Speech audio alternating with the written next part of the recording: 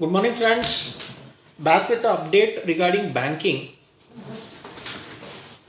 This is with respect to RBI on NBFCs, that is non-banking finance company, brought into effect from 1st December 2021. ये नया rule समझाने के पहले आपको मैं बताना चाहता हूं कि कुछ साल पहले आरबीआई ने एनपीए मॉनिटरिंग के लिए नॉन परफॉर्मिंग एसेट, जो लोग लोन लेके इंस्टॉलमेंट्स या कैश क्रेडिट या ओडी लिमिट सर्विस नहीं करते हैं, उनके मॉनिटरिंग और रेगुलर अकाउंट मेंटेन करने के लिए एक पॉलिसी लाया हुआ था known as SMA. SMA means Special Mentioned Account, categorized into 3 phases: SMA 0, SMA 1, SMA 2.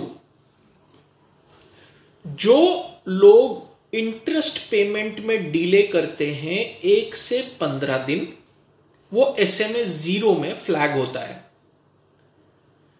जो लोग 15 से 30 दिन का डिले करते हैं, मतलब 1 महीने का, वो SMA 1 में क्लासिफाई होते थे.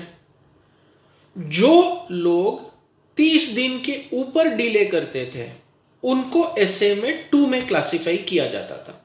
अब ये ऑनलाइन भी दिखता है, कभी कभी बैंक के क्लासिफिकेशन में तो आ ही जाता है रिस्पेक्टिव बैंक, कोई भी बैंक को, नेशनलाइज्ड, प्राइवेट सेक्टर या cooperative bank.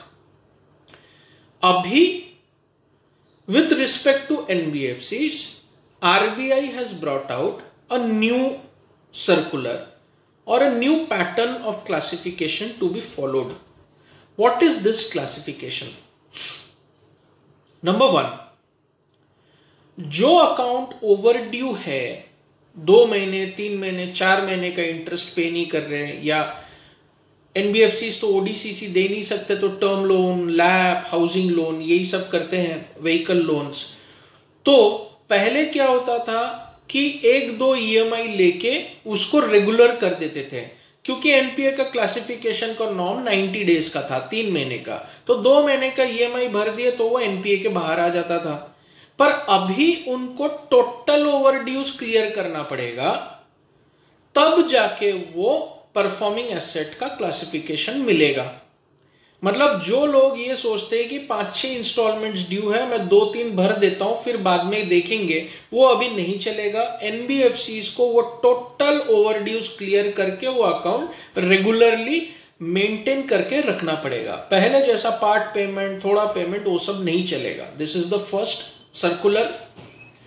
The second circular being on this is that first उसको क्लासिफाई किया गया SMA, that is special mentioned account number 1. उसके बाद वो NPA में स्लिप हो गया. फिर उसने पूरा ओवरड्यू क्लियर किया. फिर उसको लगा कि चलो मैं स्टैंडर्ड हो गया. ऐसा अभी नहीं होने वाला है. वो कभी भी SMA के बाहर नहीं आएगा. उसको अगर अकाउंट रेगुलराइज करना है तो टोटल रीपेमेंट करके लोन बंद करो.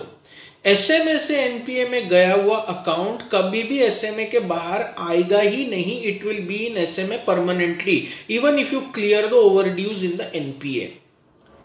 नंबर 3, जो आने वाला अभी रूल है, there will be daily marking for NPA कि कितना रिकवरीज हो रहा है. लोन पर डे इंटरेस्ट और EMI निकालेंगे और फिर पर डे उसको मॉनिटर किया जाएगा. अब ये सब जो रूल्स है, it is very good. It is good for the economy, it is good for controlling the NPA. But to my limited knowledge and experience, it should have been brought after March 2022 at least.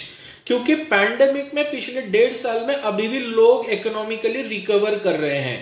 In spite of all the data available on media, news and this thing, the ground reality is that people are still trying to come to terms with their business. So थोड़ा बहुत flexibility और 2-3 महीने रखना चाहिए था. खैर वो तो अभी मेरा पर्सनल ओपिनियन है. So keep this rule in mind. The RBI has changed the NPA recognition and recovery mode for NBFCs. So you maintain the account regularly so that you don't come at a position where you have to repay the entire loan at one stroke.